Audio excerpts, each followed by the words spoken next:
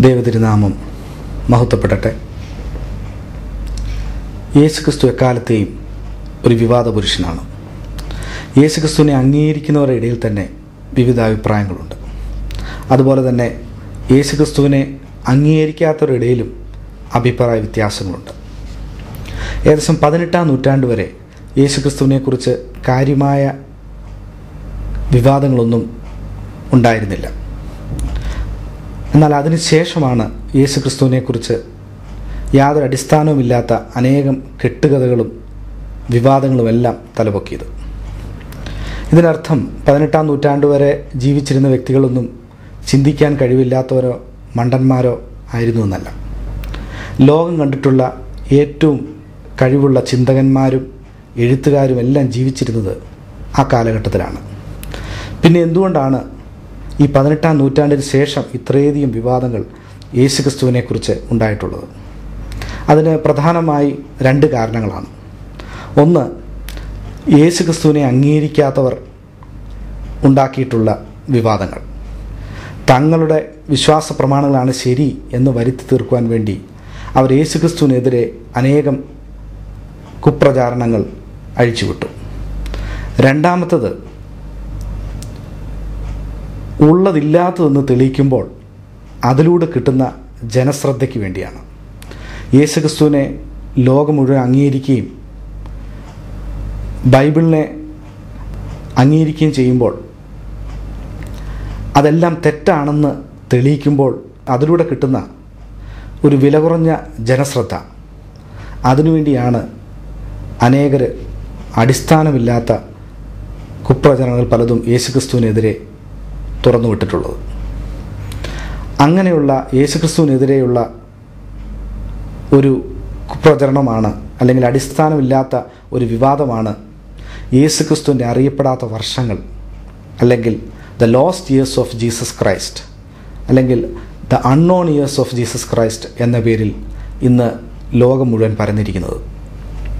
യേശുക്രിസ്തുവിൻ്റെ 13 മുതൽ 29 വയസ്സ് വരെയുള്ള കാലഘട്ടത്തെക്കുറിച്ചുള്ളതാണ് ഈ വിവാദം.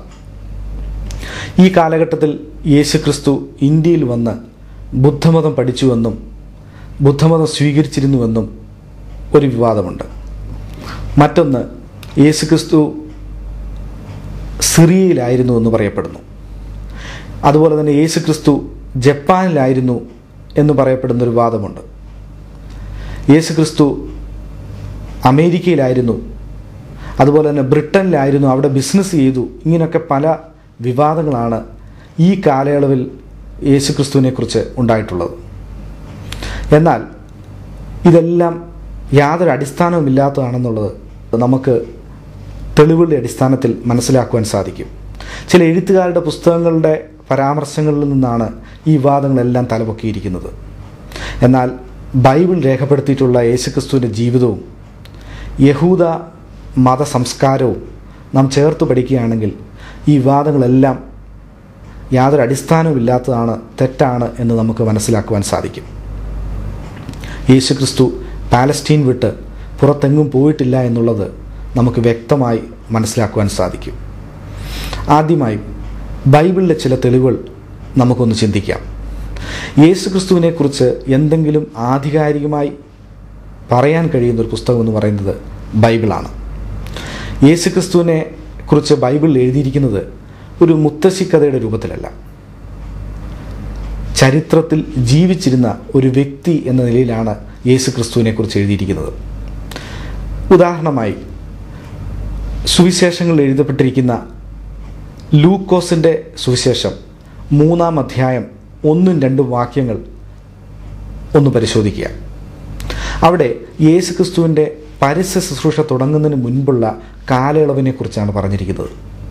ആ കാലയളവ് ഏതാണ് എന്ന് പറയുവാൻ വേണ്ടി ആ വാക്യത്തിൽ പറയുന്ന കാര്യങ്ങളൊന്ന് ശ്രദ്ധിക്കുക. അന്ന് യഹൂദിയ ഭരിച്ചിരുന്ന ഗവർണർ പീലാത്തോസ് ആണ് എന്നവിടെ എഴുതിയിരിക്കുന്നു. അതുപോലെ അന്ന് ഭരിച്ചിരുന്ന റോമൻ ചക്രവർത്തിയുടെ പേര്, അന്നത്തെ രാജാക്കന്മാരുടെ പേര്, അതുപോലെ തന്നെ അന്ന് അവിടെ ഉണ്ടായിരുന്ന മതപുരോഹിതന്മാരുടെ പേരുകൾ, ഇവയെല്ലാം വ്യക്തമായി ആ 2 വാക്യങ്ങൾ എഴുതിയിട്ടുണ്ട്. ഇവരെല്ലാം ചരിത്രത്തിൽ ജീവിച്ചിരുന്ന വ്യക്തികളാണെന്നുള്ളത് ചരിത്രം അംഗീകരിച്ചതാണ്, എഴുതപ്പെട്ടിട്ടുള്ളതാണ്. അതുകൊണ്ട് തന്നെ യേശുക്രിസ്തുവിനെക്കുറിച്ച് എന്തെങ്കിലും ബൈബിൾ പറയുന്നുണ്ടെങ്കിൽ അത് ചരിത്രത്തിന് നിരക്കുന്നതാണ്. അതുകൊണ്ട് തന്നെ ബൈബിൾ കാണിക്കുന്ന യേശുക്രിസ്തു ഒരു മിഥ്യാമൂർത്തിയല്ല. യേശുക്രിസ്തു ഒരു ചരിത്ര പുരുഷനാണെന്നാണ് ബൈബിൾ തെളിയിക്കുന്നത്. അതുകൊണ്ട് തന്നെ ബൈബിൾ എന്തെങ്കിലും യേശുക്രിസ്തുവിനെക്കുറിച്ച് എഴുതിയിട്ടുണ്ടെങ്കിൽ അത് 100% വിശ്വസനീയമാണ്. അങ്ങനെ എഴുതപ്പെട്ടിരിക്കുന്ന ഒരു ബൈബിളിൽ യേശുക്രിസ്തുവിനെക്കുറിച്ച് എഴുതിയപ്പോൾ ചില വർഷങ്ങൾ വിട്ടുപോയിട്ടില്ല. യേശുക്രിസ്തുവിൻ്റെ ജനനം മുതൽ മരണവും ഉയർത്തെഴുന്നേൽപ്പും വരെയുള്ള കാര്യങ്ങൾ വളരെ വ്യക്തമായി അതിലെഴുതിയിട്ടുണ്ട്. യേശുക്രിസ്തുവിൻ്റെ 12 വയസ്സുള്ള ജീവിതത്തെക്കുറിച്ചും അതിനുശേഷം 30 വയസ്സ് കഴിഞ്ഞുള്ള ജീവിതത്തെക്കുറിച്ചും ബൈബിളിൽ നിന്ന് വിശ്വസിക്കാമെങ്കിൽ എന്തുകൊണ്ട് ഈ 12നും 30നും ഇടയിലുള്ള കാലഘട്ടത്തെക്കുറിച്ച് ബൈബിൾ എഴുതിയിരിക്കുന്നത് ജനങ്ങൾ ശ്രദ്ധിക്കുന്നില്ല? അതുകൊണ്ട് ബൈബിളിൽ എന്താണ് ഈ 12 മുതൽ 30 വരെയുള്ള കാലയളവിനെക്കുറിച്ച്, യേശുക്രിസ്തുവിൻ്റെ കാലയളവിനെക്കുറിച്ച് എഴുതിയിരിക്കുന്നതെന്ന് നമുക്കൊന്ന് നോക്കാം. അതിൽ ആദ്യത്തെ തെളിവ് ലൂക്കോസിൻ്റെ സുവിശേഷം 2-ാം അധ്യായം 51-ഉം 52-ഉം വാക്യങ്ങൾ. ആ വാക്യങ്ങൾ ഞാൻ നിങ്ങളെ ഒന്ന് വായിച്ച് കേൾപ്പിക്കട്ടെ. പിന്നെ അവൻ അവരോടുകൂടി ഇറങ്ങി നസറത്തിൽ വന്ന് അവർക്ക് കീഴടങ്ങിയിരുന്നു. ഈ കാര്യങ്ങളെല്ലാം അവൻ്റെ അമ്മ ഹൃദയത്തിൽ സംഗ്രഹിച്ചു. യേശുവോ ജ്ഞാനത്തിലും വളർച്ചയിലും ദൈവത്തിൻ്റെയും മനുഷ്യരുടെയും കൃപയിലും മുതിർന്നു വന്നു. ഈ വാക്യം എഴുതിയിരിക്കുന്നത് യേശുക്രിസ്തുവിൻ്റെ 12-ാം വയസ്സിലുള്ള ഒരു സംഭവം പറഞ്ഞതിന് ശേഷമാണ്. 12-ാം വയസ്സിൽ യേശുക്രിസ്തു പള്ളിയിൽ പോയി പള്ളിയിലുള്ള ജനങ്ങളോട് സംസാരിക്കുകയും യേശുക്രിസ്തുവിൻ്റെ സംസാരത്തിൽ അവർക്ക് വിസ്മയം പൂണ്ട് ജനങ്ങളെല്ലാം അതിശയിക്കുന്നതായിട്ട് നമുക്ക് ബൈബിൾ കാണുവാൻ സാധിക്കുന്നു. അതിനുശേഷം തൻ്റെ മാതാപിതാക്കളോടുകൂടി മടങ്ങി വന്ന് നസറത്തിൽ പാർത്തു എന്നുള്ളതാണ് ഈ വാക്യത്തിൽ നമുക്ക് വായിക്കുവാൻ കഴിയുന്നത്. നസറത്തിൽ വന്ന് അവർക്ക് കീഴടങ്ങിയിരുന്നു എന്ന് നമുക്ക് കാണുവാൻ കഴിയും. അപ്പം നസറത്തിൽ വന്ന് മാതാപിതാക്കളോടുകൂടെ താമസിച്ചു എന്നുള്ളത് അവിടെ വ്യക്തമായി എഴുതിയിരിക്കുന്നു. അതുപോലെ തന്നെ തൻ്റെ പിതാവായ ജോസഫിനെ ജോലികളിൽ യേശുക്രിസ്തു സഹായിച്ചു എന്ന് നമുക്ക് മനസ്സിലാക്കുവാൻ കഴിയും. ജ്ഞാനത്തിൽ വളർന്നു എന്ന് ആ വാക്യത്തിൽ എഴുതിയിരിക്കുന്നു. അതിനർത്ഥം തീർച്ചയായും യേശുക്രിസ്തു മറ്റേത് കുട്ടിയെയും പോലെ തന്നെ പഠനത്തിൽ ഏർപ്പെട്ടിരുന്നു എന്ന് നമുക്ക് മനസ്സിലാക്കുവാൻ കഴിയും. മറ്റൊന്ന്, ദൈവത്തിൻ്റെ കൃപയും മനുഷ്യരുടെ സഹായവും ലഭിച്ചു. തീർച്ചയായും യേശുക്രിസ്തുവിൻ്റെ പഠനത്തിൽ വളർച്ചയിൽ മനുഷ്യർക്കും ദൈവത്തിനും പങ്കുണ്ടായിരുന്നു എന്നുള്ളത് നമുക്ക് മനസ്സിലാക്കുവാൻ കഴിയും. അങ്ങനെ എഴുതിയിരിക്കുന്നൊരു ഭാഗത്ത് യേശുക്രിസ്തു മറ്റേതെങ്കിലും രാജ്യത്തോട്ടോ ഇന്ത്യയിലേക്കോ മറ്റെന്തെങ്കിലും പഠിക്കാനോ പോയിട്ടുണ്ടെങ്കിൽ തീർച്ചയായും അവിടെ എഴുതുമായിരുന്നു. എന്നാൽ യേശുക്രിസ്തുവിൻ്റെ ബാല്യകാലത്തെ മുഴുവൻ ഒരു വാക്യത്തിൽ അവിടെ എഴുതിയിരിക്കുകയാണ്. അപ്പോൾ എന്തുകൊണ്ടാണ് കൂടുതൽ അവിടെ ഒന്നും യേശുക്രിസ്തുവിനെക്കുറിച്ച് എഴുതാത്തത്, പിന്നീടുള്ള ഭാഗങ്ങളൊന്നും? അതിന് കാരണം യേശുക്രിസ്തു പരസ്യ ശുശ്രൂഷകളൊന്നും തന്നെ ആ സമയങ്ങളിൽ ചെയ്തിരുന്നില്ല. യേശുക്രിസ്തു മറ്റേതൊരു ബാലനെയും പോലെ തന്നെ പഠനത്തിലും മാതാപിതാക്കൾക്ക് കീഴ്പ്പെട്ടും ഇരുന്നതുകൊണ്ട് പ്രത്യേകിച്ച് എഴുതേണ്ട കാര്യങ്ങളൊന്നും തന്നെ ഉണ്ടായിട്ടില്ല. 12-ാം വയസ്സിൽ മാത്രമാണ് ഒരു എഴുതപ്പെടേണ്ട കാര്യമുണ്ടായിട്ടുള്ളത്. അതുകൊണ്ടാണ് അത് ബൈബിൾ രേഖപ്പെടുത്തിയിരിക്കുന്നത്. പിന്നീടുള്ള കാലങ്ങളിൽ ഒരു സാധാരണ ബാലനെ പോലെ ജീവിച്ചതുകൊണ്ട് പ്രത്യേകതകളൊന്നുമില്ലായിരുന്നതുകൊണ്ട് അതിനെപ്പറ്റി ബൈബിൾ എഴുതിയിട്ടില്ല. അതിനർത്ഥം മറ്റെവിടെങ്കിലും പോയിരുന്നെന്നോ മറ്റെന്തെങ്കിലും പഠിക്കാൻ പോയിരുന്നെന്നോ തീർച്ചയായും അങ്ങനെ നമുക്ക് ചിന്തിക്കുവാനേ കഴിയുകയില്ല. അങ്ങനെ ഉണ്ടായിരുന്നെങ്കിൽ അത് ബൈബിളിൽ വ്യക്തമായി എഴുതുമായിരുന്നു. അതുകൊണ്ട് തന്നെ യേശുക്രിസ്തു പഠനത്തിനായോ മറ്റെന്തെങ്കിലും കാര്യങ്ങൾക്കോ പാലസ്തീൻ വിട്ടുപോയിട്ടില്ല എന്നുള്ളത് ഈ ഒരു വാക്യം കൊണ്ട് തന്നെ നമുക്ക് മനസ്സിലാക്കുവാൻ സാധിക്കും. പിന്നെ 2-ാമത്തെ തെളിവ് ലൂക്കോസിൻ്റെ സുവിശേഷം 4-ാം അധ്യായം 16-ാമത്തെ വാക്യം. ആ വാക്യം ഒന്ന് വായിക്കട്ടെ. അവൻ വളർന്ന നസ്രത്തിൽ വന്നു, ശബത്തിൽ തൻ്റെ പതിവ് പോലെ പള്ളിയിൽ ചെന്ന് വായിപ്പാൻ എഴുന്നേറ്റ് നിന്നു. ഈ ഭാഗം എഴുതിയിരിക്കുന്നത് യേശുക്രിസ്തുവിന് 30 വയസ്സായപ്പോഴത്തെ ഒരു സംഭവമാണ്. യേശുക്രിസ്തു സ്നാനപ്പെട്ട ശേഷം ഗലീലയിൽ ചെന്നിട്ട് അവിടെ നിന്ന് താൻ വളർന്ന നസ്രത്തിലേക്ക് വന്നു എന്ന് എഴുതിയിരിക്കുന്നു. ഇംഗ്ലീഷിൽ ആ വാക്യം അല്പം കൂടെ വ്യക്തമായിട്ടാണ് എഴുതിയിരിക്കുന്നത്. അവിടെ എഴുതിയിരിക്കുന്നത് ഇങ്ങനെയാണ്: he went to Nazareth where he had been brought up. അപ്പം ഈ വാക്യത്തിൽ നിന്ന് നമുക്ക് മനസ്സിലാക്കുവാൻ കഴിയുന്നത് യേശുക്രിസ്തു നസ്രത്തിൽ വളർന്നു എന്നുള്ളതാണ്. അതുകൊണ്ടാണ് യേശുക്രിസ്തുവിനെ നസ്രത്തുകാരനായ യേശുക്രിസ്തു എന്ന് പലരും വിളിച്ചിരുന്നത്. പിന്നെ മറ്റൊരു ഭാഗം ശ്രദ്ധിക്കുക: പതിവ് പോലെ പള്ളിയിൽ ചെന്ന് വായിച്ചു. അപ്പോൾ യേശുക്രിസ്തു പള്ളിയിൽ വായിക്കുന്ന ഒരു ശുശ്രൂഷ, ദൈവവചനം വായിക്കുന്ന ഒരു ശുശ്രൂഷ ചെയ്തിരുന്നു എന്ന് നമുക്ക് മനസ്സിലാക്കുവാൻ കഴിയും. അതുകൊണ്ട് തന്നെ ഈ വാക്യത്തിൽ നമുക്ക് വ്യക്തമാകുന്നൊരു കാര്യം യേശുക്രിസ്തു നസ്രത്തിൽ തന്നെ ഉണ്ടായിരുന്നു എന്നുള്ളതാണ്. അടുത്തായി മൂന്നാമത്തെ തെളിവ് ബൈബിളിൽ നിന്ന് നമുക്ക് ചിന്തിക്കാം. മർക്കോസിൻ്റെ സുവിശേഷം 6-ാം അധ്യായം 3-ാം വാക്യം. ഇവിടെ യേശുക്രിസ്തുവിനെ ജനങ്ങൾ തിരിച്ചറിയുന്ന ഒരു ഭാഗമാണ് എഴുതിയിരിക്കുന്നത്. ആ വാക്യം ഇങ്ങനെയാണ്: ഇവൻ മറിയയുടെ മകനും യാക്കോബ്, യോസെ, യൂദ, ശിമോൻ എന്നവരുടെ സഹോദരനുമായ തച്ചനല്ലയോ? ഇവൻ്റെ സഹോദരികളും ഇവിടെ നമ്മോടുകൂടി ഇല്ലയോ എന്ന് പറഞ്ഞ് അവങ്കൽ ഇടറിപ്പോയി. ഈ ഭാഗം ഒന്ന് ശ്രദ്ധിക്കുക. പള്ളിയിൽ ഉപദേശിച്ചുകൊണ്ടിരുന്ന യേശുവിൻ്റെ ഉപദേശത്തിൽ വിസ്മയം പൂണ്ട ജനങ്ങൾ പറയുന്ന വരികളാണിത്. യേശുക്രിസ്തുവിൻ്റെ സഹോദരന്മാരെ, സഹോദരിമാരെ എല്ലാം ജനങ്ങൾ അവിടെ തിരിച്ചറിയുന്നു. ആ തിരിച്ചറിയുന്ന കൂട്ടത്തിൽ അവർ പറയുന്നത് ശ്രദ്ധിക്കുക: ഇവൻ തച്ചനല്ലയോ? യേശുക്രിസ്തുവിനെ ഒരു തച്ചനായിട്ടാണ് അവിടെ തിരിച്ചറിയുന്നത്. തച്ചൻ എന്ന് പറഞ്ഞാൽ ആശാരി. അതുകൊണ്ട് തന്നെ യേശുക്രിസ്തു തൻ്റെ ബാല്യകാലങ്ങളിൽ, കൗമാരത്തിൽ തൻ്റെ പിതാവായ യോസഫിനെ സഹായിച്ചിരുന്നു, തച്ചശാസ്ത്രം പഠിച്ചിരുന്നു എന്ന് നമുക്ക് മനസ്സിലാക്കുവാൻ കഴിയും. ജനങ്ങൾ ഒരു തച്ചനായ യേശുക്രിസ്തുവിനെ തിരിച്ചറിഞ്ഞുകൊണ്ട് തന്നെ യേശുക്രിസ്തു പാലസ്തീനിൽ തന്നെ ഉണ്ടായിരുന്നുവെന്ന് നമുക്ക് മനസ്സിലാക്കുവാൻ കഴിയും. ബുദ്ധമതം പഠിക്കാൻ ഇന്ത്യയിലേക്ക് പോയിരുന്നെങ്കിൽ യേശുക്രിസ്തുവിനെ തച്ചനായി ആരും തിരിച്ചറിയില്ലായിരുന്നു. അതുകൊണ്ട് തന്നെ ഈ വാക്യം വളരെ വ്യക്തമായി യേശുക്രിസ്തു പാലസ്തീനിൽ തന്നെ ഉണ്ടായിരുന്നു എന്നുള്ളതിന് ഒരു തെളിവാണ്. അടുത്തത് ബൈബിളിൽ നിന്ന് തന്നെ 4-ാമത്തെ തെളിവ്: യേശുക്രിസ്തു യഹൂദ മതപഠനം നടത്തിയിരുന്നു എന്നുള്ളതിന് തെളിവുണ്ട്. യഹൂദ മത നിയമമനുസരിച്ച് ഒരു യഹൂദ ബാലൻ്റെ മതപഠനം ആരംഭിക്കുന്നത് 4-ാം വയസ്സിലാണ്. അത് അവസാനിക്കുന്നത് 30-ാമത്തെ വയസ്സിലാണ്. 30 വയസ്സുവരെ പഠനം പൂർത്തിയാക്കിയ ഒരു വ്യക്തിക്ക് മാത്രമേ പള്ളികളിലും മറ്റ് പൊതുസ്ഥലങ്ങളിലും ഉപദേശിക്കുവാൻ അധികാരമുള്ളൂ. യേശുക്രിസ്തുവിനെക്കുറിച്ച് നാം സുവിശേഷങ്ങൾ വായിക്കുമ്പോൾ പള്ളിയിലും പുറത്തുമായി യേശുക്രിസ്തു ഉപദേശിച്ചിരുന്നു, പഠിപ്പിച്ചിരുന്നു എന്ന് നമുക്ക് മനസ്സിലാക്കുവാൻ കഴിയും. അതുകൊണ്ട് തന്നെയാണ് യേശുക്രിസ്തുവിനെ ജനങ്ങൾ ഗുരു അല്ലെങ്കിൽ റബ്ബുനി എന്ന് വിളിച്ചിരുന്നത്. മതപഠനം നടത്തിയൊരു വ്യക്തിക്ക് മാത്രമേ പഠിപ്പിക്കുവാൻ അധികാരമുള്ളൂ, പ്രത്യേകിച്ച് പള്ളിയിൽ ഉപദേശിക്കുവാൻ അധികാരമുള്ളൂ. അങ്ങനെ ഉപദേശിക്കുന്ന ഒരു വ്യക്തിയെ മാത്രമേ റബ്ബുനി എന്ന് ജനങ്ങൾ വിളിച്ചിരുന്നുള്ളൂ.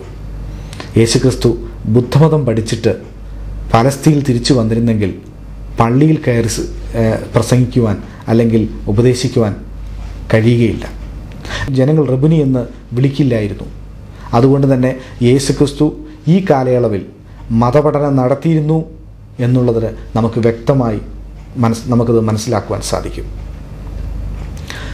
അടുത്തത് 5-ാമത്തെ തെളിവ്: യേശുക്രിസ്തു ഏകദേശം 180 പ്രാവശ്യം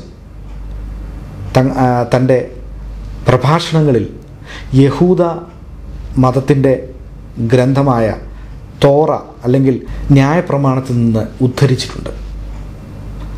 എന്നാൽ ഒരു തവണ പോലും യേശുക്രിസ്തു മറ്റേതെങ്കിലും മതങ്ങളെക്കുറിച്ചോ പ്രത്യേകിച്ച് ബുദ്ധമതത്തെക്കുറിച്ചോ അതിൽ നിന്നുള്ള വരികളോ എന്തെങ്കിലും യേശുക്രിസ്തു പറഞ്ഞിട്ടില്ല.